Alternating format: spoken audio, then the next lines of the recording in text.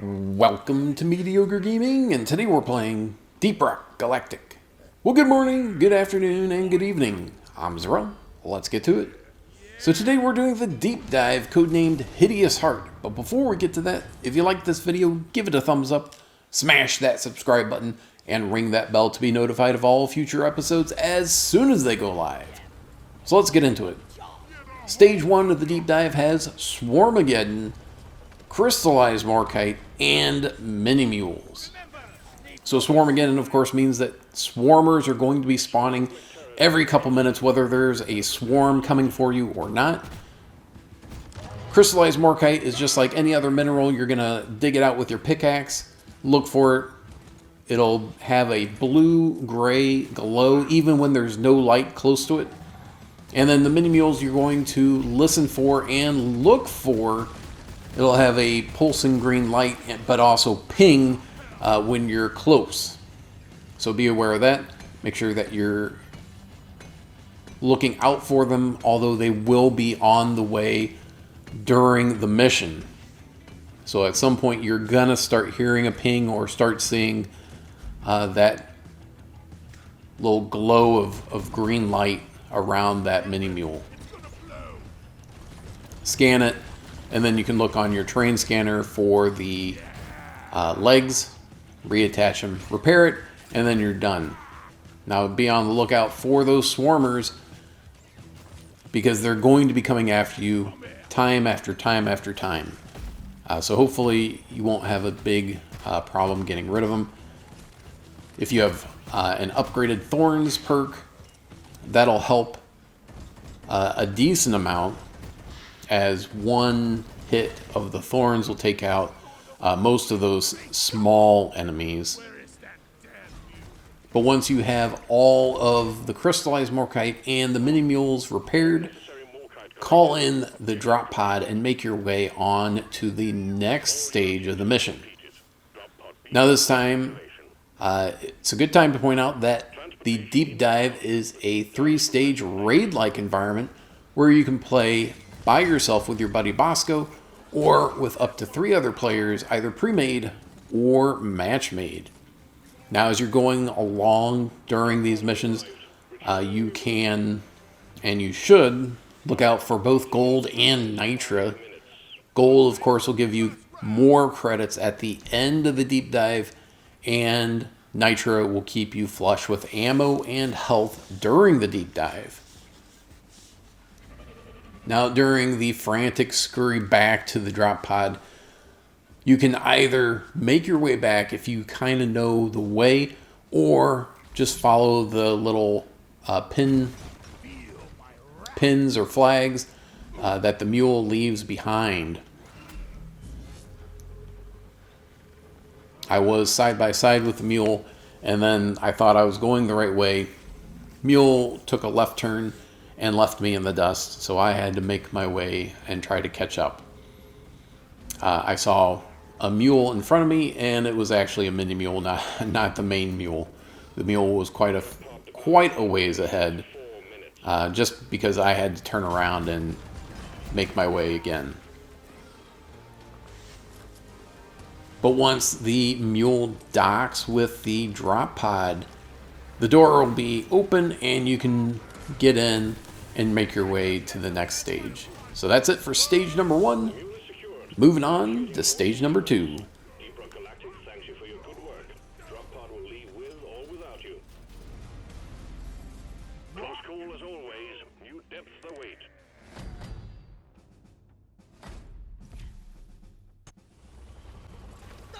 Alright, stage number 2 of the deep dive. This time around we have low oxygen, alien eggs, and a dreadnought. Low oxygen means that the air is toxic. You've got a small air tank on your back, which holds about a minute of air. Beyond that, you'll need to get close to and refill your oxygen either by a drop pod, a mule, or a resupply pod. You can see the oxygen on the right hand side of the screen. When you're close to an oxygen source, it goes up. When you're away from it, it starts going down. Although it seems like it's going down very slowly, all of a sudden you're in danger and you need that mule or whatever. So that's very, very important to stay together as a group when you're doing this stage of the deep dive. Alien eggs, of course, you're going to look for the organic matter on the sides of the mule, or on the sides of the level, excuse me. And then, of course, dig into it towards the red pulsing light and dig out the egg. And the Dreadnought is the boss-like creature of Deep Rock Galactic. This time around, we got the Glyphid Dreadnought, which has an area attack. It's got fireballs, and it also has a melee attack. Plus, it'll spawn some swarmers, so you'll want to keep your eyes open for that. So you do want to keep at least some distance away from it, because when it does its ground attack, it does a tremendous amount of damage.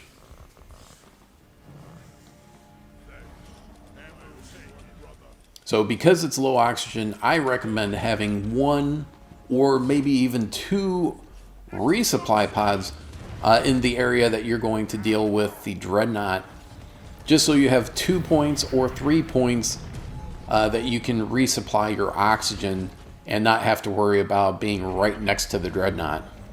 And that way also you don't have 2 or 3 or 4 people trying to call the mule all at the same time.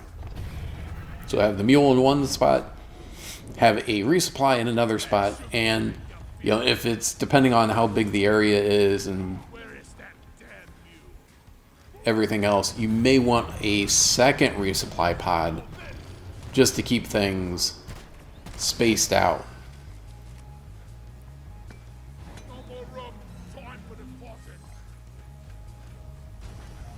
Now this stage, more than any, you're going to want to keep an eye open for your teammates and help them out whenever possible. If you see someone go down, pick them back up quickly if possible. It's also important to know how they went down.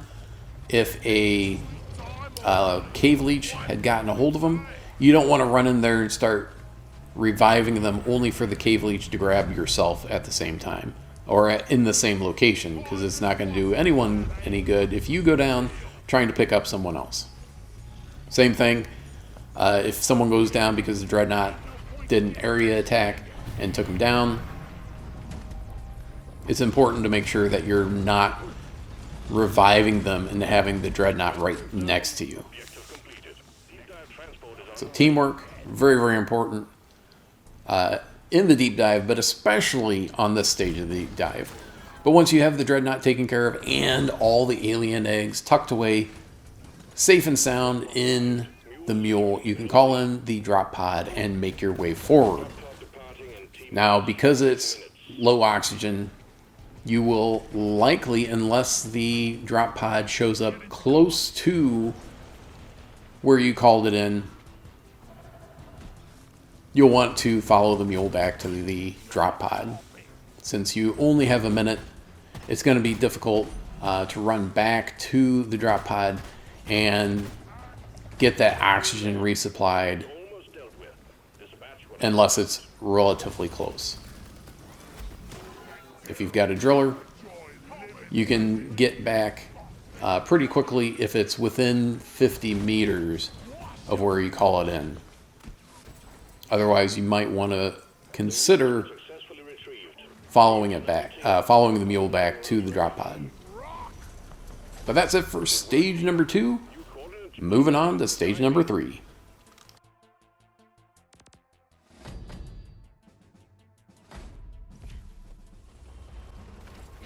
Alright, the third and final stage of the deep dive. This time we have no modifier, which is a refreshing bit of fresh air. We've got a black box and crystallized morkite again, so just like the first stage, you're doing crystallized morkite. Look for the gray-blue glow. Even in the dark, you'll be able to see it and dig it out with your pickaxe. The black box is a zone control. Repair it, and then just have everyone in your party within that green bubble as possible, because the more people that are in the bubble, the faster it goes. The fewer people, the slower it goes. And if nobody's in there, you start losing progress rapidly. So have everyone in your group within that zone, if at all possible. Now it's good to point out that everything carries over in the deep dive from one stage to the next. That includes your health, your ammo, your grenades, traverse tools, everything, including what's in your pockets. So if you don't have a chance to drop everything off into the mule or into the side of the drop pod before you get out, just know it'll carry forward to the next stage. Now it's important to go ahead and drop it in the final stage, just so you can get credit for it. And of course, the big reason to do the deep dive, other than the credits and the experience, is those matrix cores, which will give you weapon skins and cosmetics and weapon overclocks to make them give you just a little different feel and more of a punch. But that's it. I hope you enjoyed this video. Be sure to check us out on social media, and thank you for liking, commenting, and subscribing, and we'll see you next time. Charge! Here, get into cover!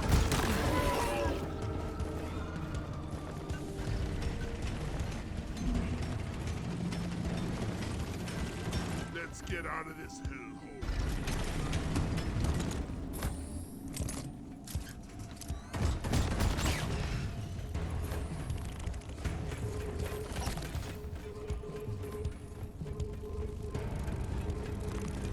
Shields ready again.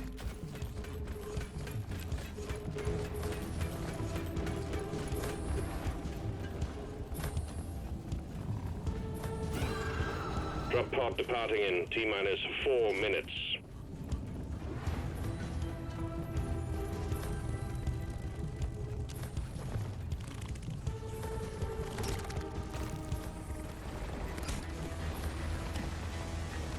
Let's head for the drop.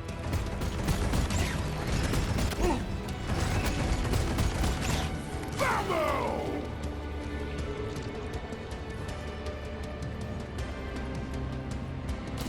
Zipline done.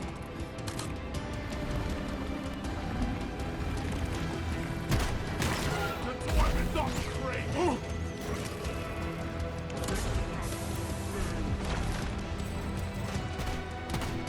The mule has docked, initiating launch sequence.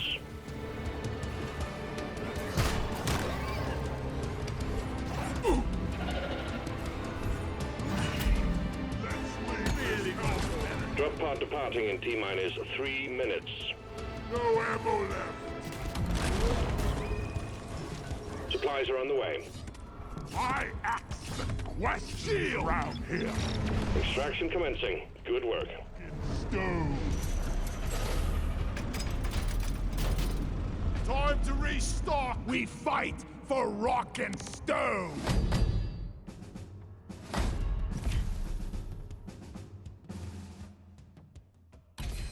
We did it.